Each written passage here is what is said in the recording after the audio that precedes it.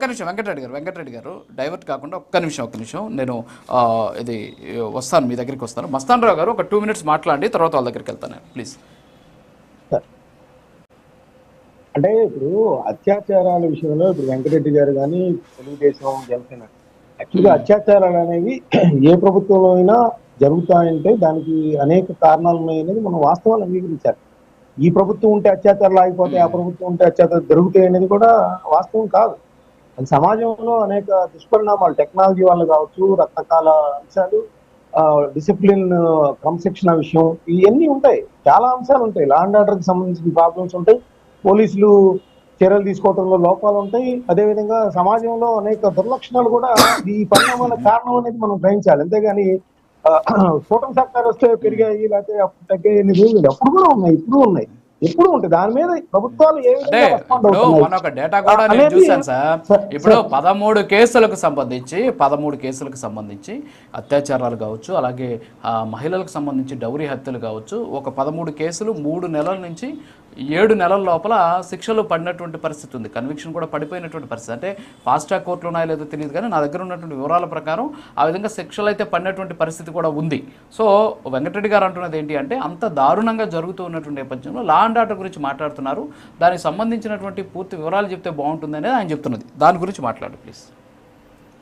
ఖచ్చితంగా అండి. ఇప్పుడు లా అండ్ ఆర్డర్ అంటే మహిళల మీద అత్యాచారాల విషయం మీద నేను ఇందాక ఫస్ట్ నేను ఓపెనింగ్ మాకు చెప్పాను, దానిలో పెరిగాయని చెప్పాను. ఇందాక వెంకటరెడ్డి గారు అది వినలేదు కాబట్టి దాన్ని మళ్ళీ పాయింట్అవుట్ చేశారు.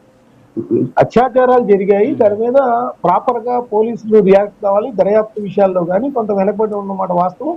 వాళ్ళకి ఏదైతే నేరస్తులకి ఆ వార్నింగ్ రెండోసారి ఆడపిల్లల జోలికి వెళ్ళాలంటే వాళ్ళు భయభ్రాంతులకు గురయ్యే విధంగా, టెర్రరైజ్ అయ్యే విధంగా ఆ చర్యలు లేవనేది దీని సారాంశం. ఇది గత ప్రభుత్వంలో కూడా మనం చూసినట్లయితే ఆ హోంమంత్రిగా ఉన్న వాళ్ళు రియాక్ట్ అవ్వడం కావచ్చు, లేకపోతే పోలీసు అధికారులు తీసుకున్న చర్యల లోపాలు కావచ్చు, ఇవన్నీ కూడా. ఎందుకంటే గతంలో కూడా మనం హోంమంత్రి గారు చేస్తే అప్పుడు వైఎస్ఆర్సీపీలోనే చాలా విభేదాలు ఏంటి, ఆమెంటే అక్కడ రేపల్లో రేప్ జరిగితే వాళ్ళు రేప్ చేయడానికి వెళ్ళలేదండి అని హోంమంత్రి స్థాయిలో మాట్లాడిన పరిస్థితి. అదేవిధంగా విశాఖపట్నంలో తల్లులు కూడా జాగ్రత్త వహించాలి ఇట్లా పిల్లల విషయాల్లో, ఆ పెంపకంలో అనేది కూడా కామెంట్ చేసిన పరిస్థితి. ఇవి నేను పాయింట్అవుట్ చేయట్లా. అంటే నేను అనేది ఏంటంటే ప్రభుత్వంలో ఉన్న వాళ్ళు రియాక్ట్ అయ్యే విధానం ఇప్పుడు కూడా అదే పరిస్థితి ఉంటుంది.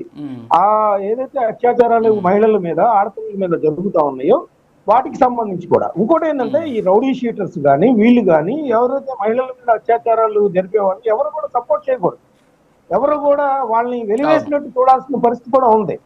వాళ్ళని పరామర్శించడం కూడా జనాలు యావగించుకుంటున్న పరిస్థితి కూడా ఇక్కడ గమనించాలి మనం ఖచ్చితంగా. అంటే నేను లా అండ్ ఆర్డర్ విషయంలో ఎందుకు అన్నాననేది వెంకటరెడ్డి గారికి కూడా చెప్తారు. గతంలో ఇప్పుడు పవన్ కళ్యాణ్ గారు పర్యటనకు వెళ్ళాలన్నా, చంద్రబాబు నాయుడు గారు పర్యటనకు వెళ్ళాలన్నా ఎలాంటి పరిస్థితులు ఉన్నాయి, ఎలా నిర్బంధించారో చూశారు. ఈ రోజు జగన్మోహన్ రెడ్డి గారు ఎక్కడికి కావాలంటే అక్కడికి వెళ్ళగలుగుతున్నారు, నిరసన ప్రదర్శన చేయగలుగుతున్నారు, లేకపోతే వాళ్ళు కావాల్సిన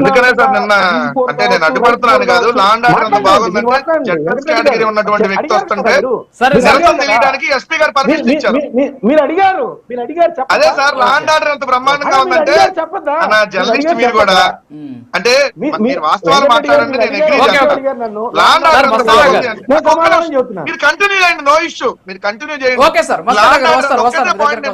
మీరు అన్నారు కదా లా అండ్ ఆర్డర్ ఎంత బాగుందంటే, Z+ కేటగిరీ ఉన్న వ్యక్తి ఓ మాజీ ముఖ్యమంత్రి పర్యటనకు వస్తుంటే నిరసన వ్యక్తం చేయడానికి పర్మిషన్ ఇచ్చారు, మీరు అడ్డుకోండి అని చెప్పి. అది లా అండ్ ఆర్డర్ సూపర్. ఇదే ఆంధ్రప్రదేశ్ గొప్పగా ఉన్న లా అండ్ ఆర్డర్. మీరు అడిగారు కాదు చెబుతున్నా,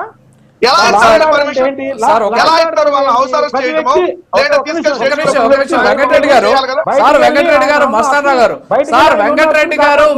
రావు గారు ఒక చిన్న ఉదాహరణ చెబుతాను నేను కూడా. సార్ వెంకటరెడ్డి గారు మస్తాన్ రావు గారు ఒక చిన్న ఉదాహరణ చెప్తాను నేను మీకు. ప్లీజ్ దయచేసి ఒక్క నిమిషం వినండి సార్, ఒక్క నిమిషం. మస్తాన్ రావు గారు ఒక్క నిమిషం. పొంగనూరుకి చంద్రబాబు నాయుడు గారు వస్తూ ఉన్నటువంటి నేపథ్యంలో వైఎస్ఆర్ కాంగ్రెస్ పార్టీకి సంబంధించినటువంటి నాయకులు నిరసన వ్యక్తం చేయడానికి అప్పట్లో ఉన్నటువంటి ఎస్పీ రిషాంత్ రెడ్డి గారు పర్మిషన్ ఇచ్చినటువంటి పరిస్థితి. పర్మిషన్ మీన్స్ ఆ రోజు అంతా హడావుడి గందరగోళం జరగడానికి కారణం కేవలం అక్కడ వైఎస్ఆర్ కాంగ్రెస్ పార్టీకి సంబంధించినటువంటి నాయకులు ఆ స్థాయిలోకి రావడం వల్ల అని చెప్పేసి ఆ రోజు రాష్ట్రం అంతా కూడా చూసినటువంటి సిచ్యువేషన్ ఉంది. అంతెందుకు నా కళ్ళ ముందే జరిగిన సంఘటన ఏంటి అంటే జరిగింది తిరుమలకు సంబంధించి. ఒక్క నిమిషం సార్ వెంకటరెడ్డి గారు ఉదాహరణ చెప్తున్నా. వెంకటరెడ్డి గారు ఇవాళ ఏం జరిగిందో నాకు తెలియదు. నేను అప్పుడు జరిగిన సంఘటన మాత్రమే ఉటంకిస్తున్నా. అంటే నన్ను కంప్లైంట్ చేయండి సార్. కాదు సార్ వెంకటరెడ్డి గారు, నేను వాస్తవాలు మాట్లాడుతుంటే మాట్లాడకపోతే మీరు అంటే కాదు సార్. నేను ప్రతిదీ నేను ఇప్పుడు సపోర్టింగ్ ఒక నిమిషం మీరు అనేది ఏంటంటే నేను ఇప్పుడు ఉన్న శాంతి ఒక నిమిషం వెంకటరెడ్డి గారు వినండి సార్ ప్లీజ్ సార్ వినండి సార్. నా వర్షన్ నా వర్షన్ కంప్లీట్ చేయనండి సార్. నా వర్షన్ కంప్లీట్ కాకపోతే మీకే కాదు ప్రజలకు కూడా ఏమర్థం అవుతుంది అంటే అది తప్పుగానే అర్థం అవుతుంది. నేను చెప్తున్నది ఏంటి అంటే మీరు ఏమన్నారంటే Z+ కేటగిరీ వచ్చినటువంటి ఒక వ్యక్తికి అనుమతి ఇచ్చారు అంటున్నారు. ఆ విషయం నాకు తెలియదు. నేను చెబుతున్నది ఏంటి, అదే Z+ కేటగిరీలో ఉన్నటువంటి NSG ప్రొటెక్టీకి ఆయన ఒక ప్రాంతంలో పర్యటనకు వెళ్ళినప్పుడు అప్పుడు కూడా వైఎస్ఆర్ కాంగ్రెస్ పార్టీకి సంబంధించి అప్పుడు పర్మిషన్ ఇచ్చినటువంటి పరిస్థితి ఉంది. దాన్ని కూడా దృష్టిలో పెట్టుకొని మాట్లాడని అంటున్నాను నేను మిమ్మల్ని. అంతే తప్ప నేనేదో ఇప్పుడు ఇచ్చేశారు ఇప్పుడు రైట్ అని నేను చెప్పట్లేదు అండి. రాజుగారు నేను మిమ్మల్ని మీరు ఒప్పుకుంటారంటే నాకు తెలియదు. ఇప్పుడు ఏం జరిగింది అనేది నాకు తెలియదు. ఒక్క నిమిషం. నిన్న పర్మిషన్ ఇచ్చిన సంగతి మీకు తెలియదు అంటున్నారు కదా. మీరు పాతది చెప్పారు ఎగ్రి. దాన్ని ఇప్పుడు నేను కంటిన్యూ చేస్తూ మరి ఇప్పుడు నిన్న కూడా మరి ఎలా నిరసన వ్యక్తం చేయడానికి తెలుగుదేశం వాళ్ళకి పర్మిషన్ ఇచ్చారు. ఇవాళ మీరు పత్రికలో ఖచ్చితంగా పర్మిషన్ ఇస్తే 100% yes 100% పర్మిషన్ ఇస్తే ఖచ్చితంగా తప్పే. అది not only YSR Congress party TDP కాదు. ఖచ్చితంగా దాని మీద చర్చ జరగాలి. 100% ఖచ్చితంగా ఎవరు ఇచ్చినా ఒక నిమిషం సరే మీరే కన్క్లూడ్ చేసేయండి వాళ్ళతో మాట్లాడారు. ఒక నిమిషం ఉండండి సార్. వెంకటరెడ్డి గారు లాస్ట్ లో వస్తాం మీ దగ్గరికి. చెప్పండి సార్ చెప్పండి మస్తాన్ రావు గారు.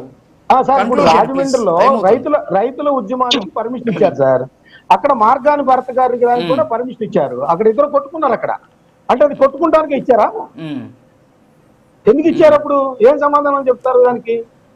అప్పుడు జరుగుతాయి ఇప్పుడు జరుగుతాయి. అక్కడ పోలీసులు ఎవరైతే స్థానిక అధికారులు వాళ్ళు తప్పు పట్టాలి. అక్కడ సరే ఓకే. ఇప్పుడు అది కాదు ఇప్పుడు అది కాదు సార్ మన సమస్య. చంద్రబాబు నాయుడు గారికి ప్రొటెక్షన్ లేకపోతే జగన్మోహన్ రెడ్డి గారికి ప్రొటెక్షన్ కాదు. చిన్న ఎగ్జాంపుల్ కూడా చెప్తా. ఇందాక నాకు వెంకటరెడ్డి గారు అడ్డుపడ్డారు కాబట్టి నేను చెప్పలేకపోయాను. పవన్ కళ్యాణ్ గారు మొన్న తిరుపతిలో తొక్కిసలాట జరిగిన సంఘటనలో ఆయన వచ్చి అక్కడ మాట్లాడుతున్నారు, మీడియాతో మాట్లాడుతున్నారు. పోలీసులు జగన్మోహన్ రెడ్డి గారిని అలాగే ఆయనతోటి వచ్చినటువంటి జనాలందరూ కూడా పంపించేసినటువంటి అంటే పక్కనే అంటే ఆయన వెనకున్నారు, ఈయన ముందు మాట్లాడుతున్నారు. ఆయన వెనక నుంచి ఫ్రేమ్లో కూడా చూడొచ్చు మనం. వెనక నుంచి వెళ్ళినటువంటి పరిస్థితి ఉంది. అంటే ఏంటి అంటే ఈయన వచ్చారు ఆయన వచ్చారు ఒకేసారి ఇంతమంది రావడం వల్ల పోలీసులు కూడా చేసుకోలేనటువంటి పరిస్థితి. సరే ఆ విషయం పక్కన పెడదాం. ఇప్పుడు ఒక్కసారి మనం రాఘవేంద్ర గారు ఓవరాల్గా చూస్తే సరే ఇవన్నీ పక్కన పెడదాం. శాంతి భద్రతలకు సంబంధించి అనంతపురం ఇష్యూలో మీరు పట్టించుకోలేదు.